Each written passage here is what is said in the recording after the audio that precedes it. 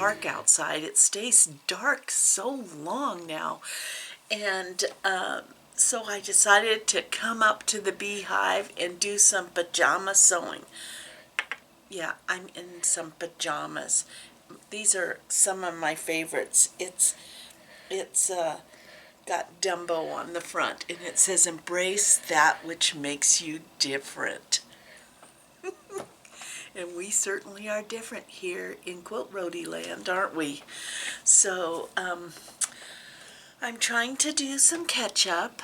I have been a busy bee, but now I'm up in the Beehive with you guys, which I just absolutely love.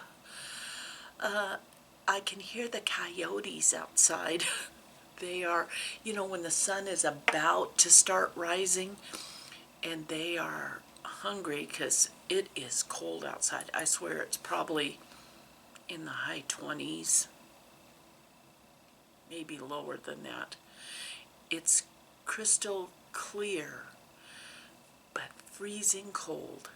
The mountains are absolutely gorgeous. And it's perfect morning to start in the Beehive. And today is Pillowcase Day because we've got some Halloween pillowcases to finish. So I thought I would take you through the process, although there are many videos out there, including one on Quilt Roadies earlier. But every so often, you know, not everybody wants to go all the way back to the beginning and come all the way forward. So here's every year I make pillowcases at Halloween because I remember as a kid we took our pillowcase out to trick-or-treat. They didn't have fancy trick-or-treat bags or anything like that, so you took either a grocery sack or a pillowcase, and a pillowcase held a ton of candy. And so I like to make Halloween pillowcases for my grandkids to go trick-or-treating if they want, or just to sleep on. So there you go. A little bit behind because now we are in Halloween is this week, so I've got to get them done. I thought I'd just give you a quick update. I'm so discombobulated. I am not sure. Yeah, and discombobulated is a Quilt Roadie word. I'm not sure what I've shown you and what I haven't, so I might be repeating myself. I am done with the little wool, fall wool harvest mat. I finished stitching that and gifted it to my friend Kathleen, who is just a sweetheart, and she lives here in Sisters. So I was really happy to get that done in time for her to enjoy it this fall. And my next wool stitching that I'm going to be doing in the car on the next car trip is this mat here, and this is by Buttermilk Basin. Isn't that adorable? Yeah, this is one of the projects that Stacy gave us at Woolstock in Minnesota, and you're definitely going to want to put Woolstock on your bucket list and check out Buttermilk Basin online, because this little mat, it's a big mat, but is absolutely adorable for sewing room. So I am taking that along. I just love this old iron, and I have to love the ducky, the scissor holder ducky too. So I'm going to be stitching that one next car trip, which will be shortly because I'm going to my grandkids for Halloween. I know I showed you that fabric. So, and I probably showed you everything here, but just to give you an update, I have now a bag full of Sue Spargo threads ready for my class in Tucson at Tanque Verde on the sand dollars. I think I'm ready. If not, I might bum some thread off of my friend Karen. And then I found out that Monique, the owner of Old World Quilt Shop, and her friend are going to be at the retreat too. So this is awesome. I'm going to actually try to sew myself another organizational bag. You know, I could get the bag cover done that I started at last year's Take a Verity class. That might be a goal before I end up going to that class. But I have a ton of thread ready for that class in the colorway. I probably showed you this. This is this kit. Absolutely adorable zipper bag kit. But I thought it would be a good way to practice my stitching on these individual little hearts that go on here. And the kit I got at Old World has the zipper, everything you need to make that bag, including all the wool. And the wool at Old World Quilt Shop is being dyed by Monique, who is the owner. I mean, she dived right into learning that, and oh, I mean, really, she is the master of wool dyeing. I couldn't pass up that piece. Yep, it is a big one.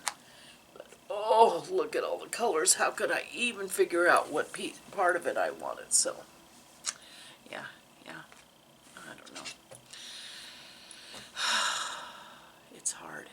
It's hard when people are so talented. And then I picked up a few extra pieces of wool that she dyed specifically to enhance the sand dollars. So, I got those. Isn't that great? Yes. So let me stick this. Oh, let me move this stuff out of the way. Hold on, I'm still here. Just got to make room for pillowcases. Oh, and then Sue came out with a new journal book, creative sketchbook and journal. The fun part about this is, you know, you have all these circles that are samples of stitching, and inside is samples of her stitching, along with where you could write about how you don't know how to do them.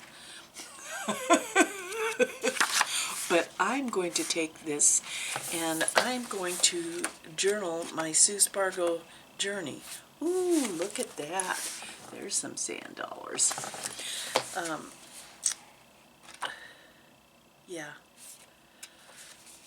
So this would be a great gift for somebody. Yeah. A great gift for somebody. This is my gift to me, though. So now on to pillowcases, but I basically make standard size pillowcases. I don't make the queen or king. You could do that. You just have to add more inches. But for a basic standard size pillowcase, what I usually do is I buy a yard of fabric. Then I cut off 9 inches of it, so I've got 3/4 of a yard for the body. And I have 9 inches of that same fabric that could complement another pillowcase, you see. So I usually buy a yard and then do it that way. So I get 2 pillowcases kind of out of a yard, rather than just buying 3/4 of a yard. I have cut my pillowcases. I did buy, I'm not sure, this is Halloween Colors and Scary Star Wars Skeletons, because we got nerds in our family. So I've cut them to the size I need them, which is about 3/4 of a yard. And then I also cut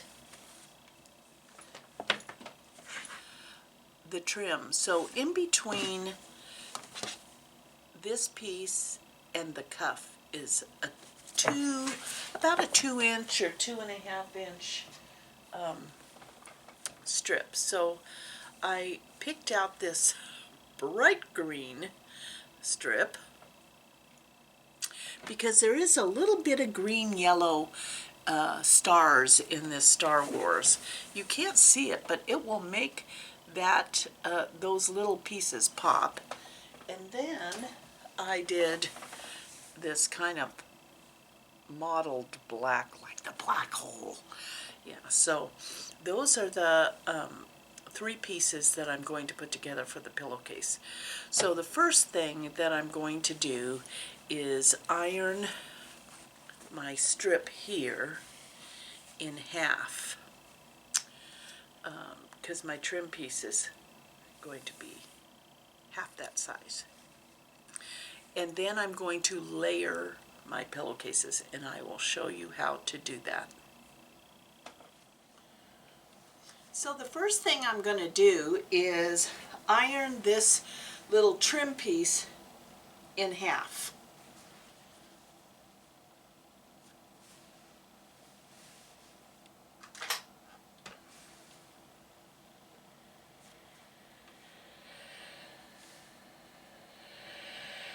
And I've cut that trim piece at about 2 inches. It depends on how big you want it. Some people actually do some of their decorative sewing machine stitching along this strip.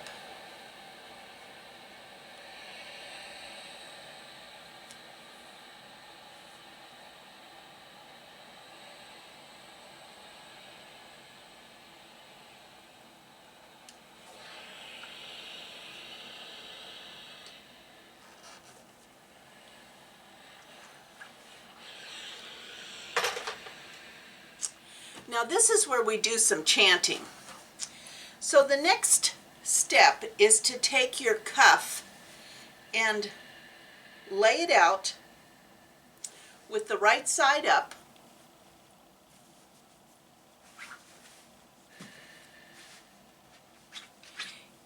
And at the top edge of your cuff, you're going to lay your accent strip, and you're going to put it raw edges together.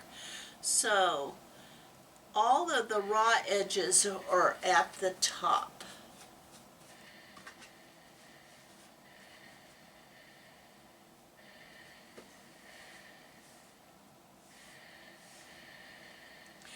And then I usually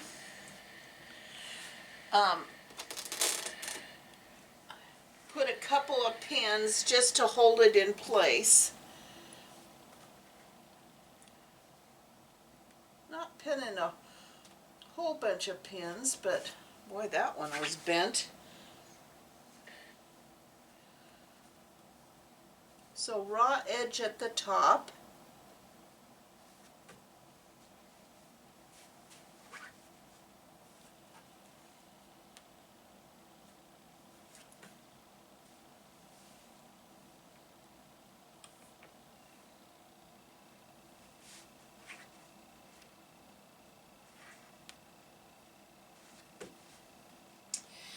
And then we chant, as my friend Caker says, right sides together, right sides together.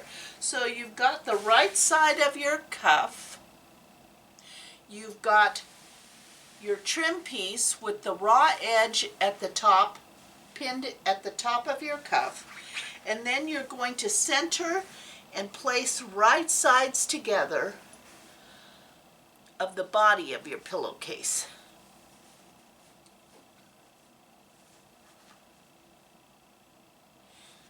And then you're going to pin that so that all the edges are lined up.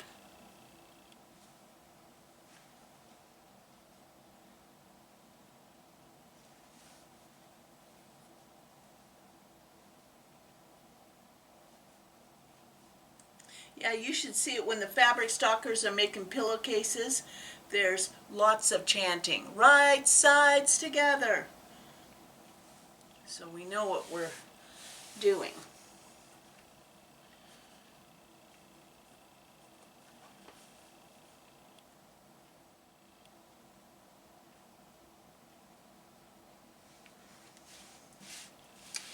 So once those edges are all lined up and there's all raw edges at this top, you are going to roll up the body of your pillowcase. So I'm rolling from the bottom up, and I'm making it on a little bit on the tight side, and that is so my cuff is right here. The other raw edge of my cuff is here, and I'm bringing that up to the top. And I'm going to pin it, keeping the trim and the body of the pillowcase rolled up inside here, and then all the raw edges are at this top. And I'm going to pin that little burrito closed.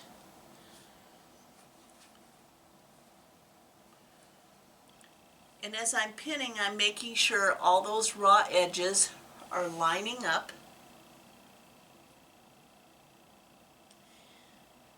I tell you, there's nothing better than sewing in your jammies. The sun is slowly coming up. The world is starting to wake up ever so quietly.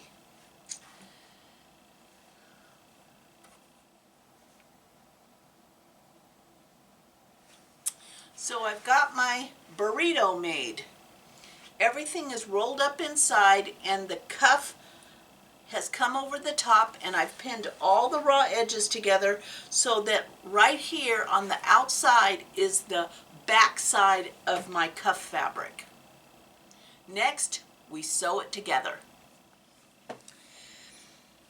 So now I'm ready to sew that raw edge. So here I have everything rolled up again, I'm repeating myself, inside of the cuff with all of the raw edges meeting that outside edge and pinned. And I'm going to sew all of these layers together.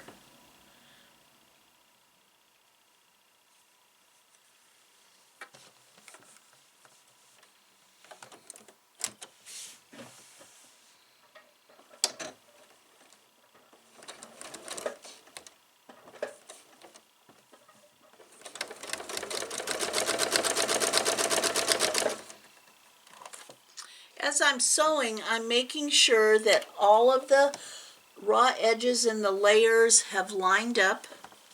So I keep adjusting it.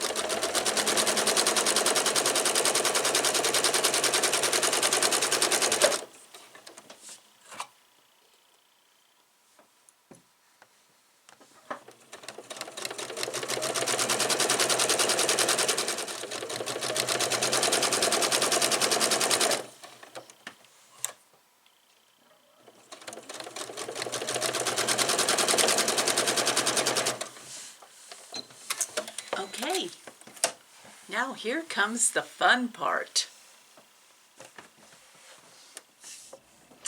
This is the funnest part of pillowcase making.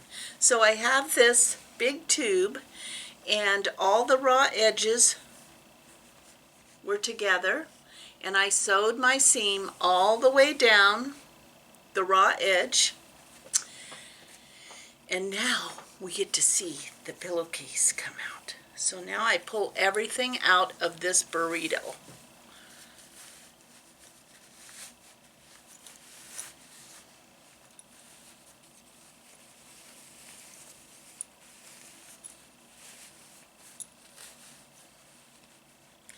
And basically, as I'm doing that, I'm turning that cuff inside out.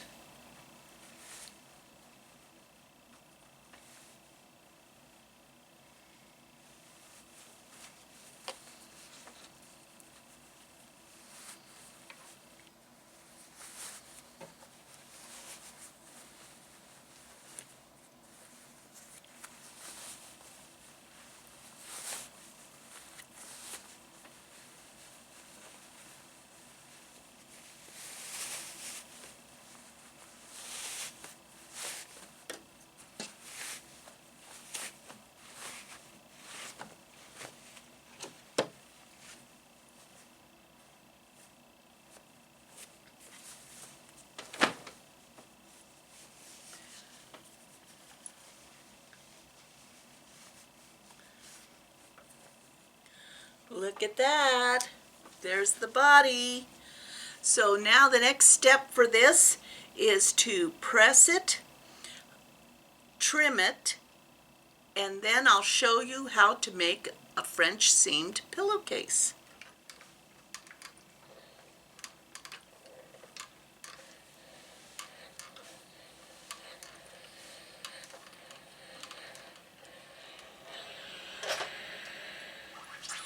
It's at this point that you can either sew this trim down. I don't a lot of the times, or sometimes people will put some decorative stitching in here. But now what I'm going to do is to fold this in half.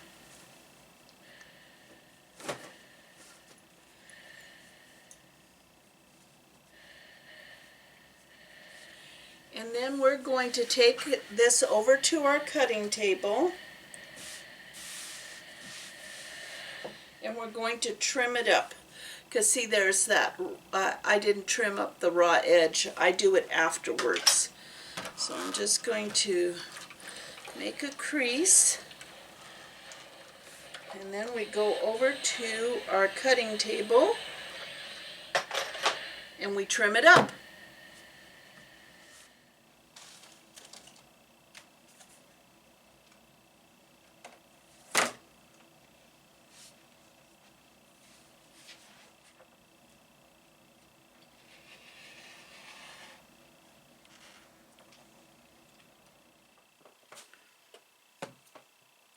Now again, what I do is I trim up the edge.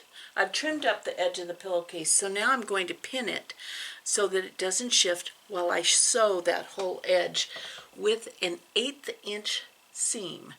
And that's because we're making a French seamed pillowcase, which hides the seam inside of another seam, so that when you're washing, you don't have that fraying going on.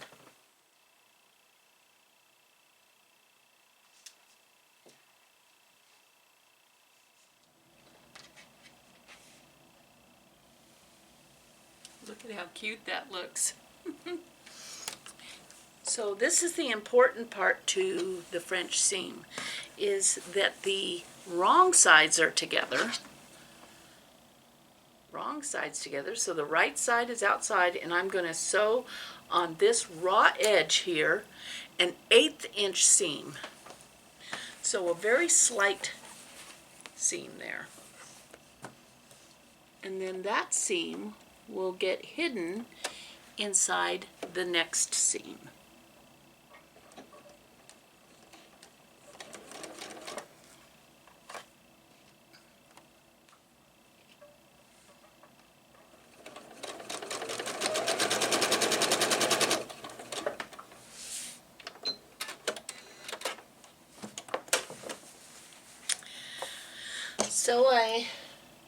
So I sewed an 1/8 inch seam. 1/8 inch seam. And I trimmed the little dog ear off. And now I'm going to turn this inside out.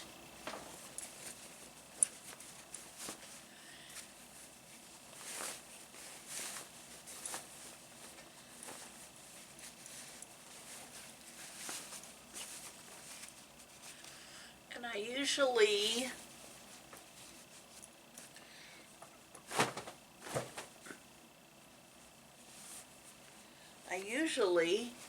make sure I take a pin and I pull that corner all the way out nice and tight.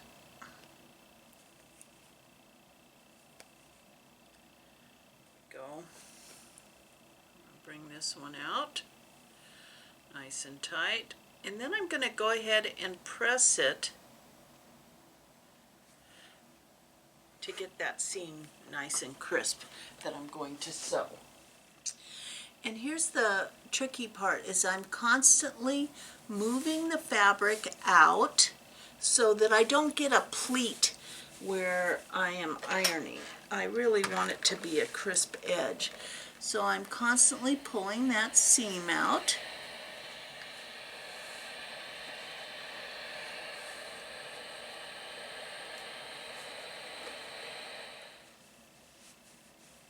because to make that French seam, I am going to have to sew now the edge of the pillowcase that has the seam in it, which is one side and the bottom, with a 1/4 inch seam.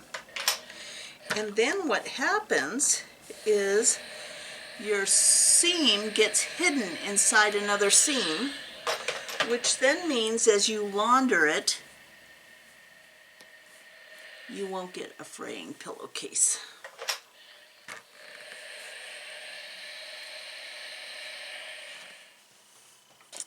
Now for the final seam.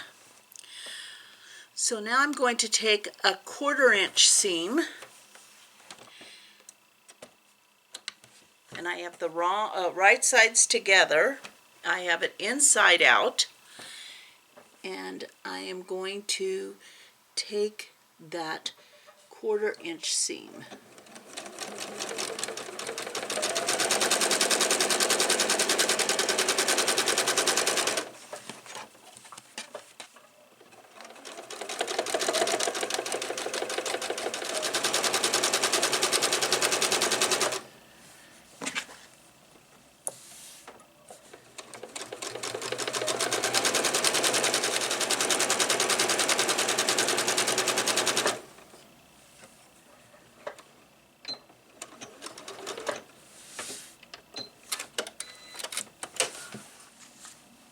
So now I have that 1/4 inch seam in. And the grand finale is I'm going to turn my pillowcase inside out.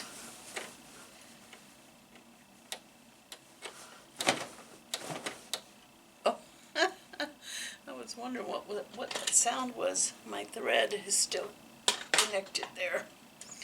Okay.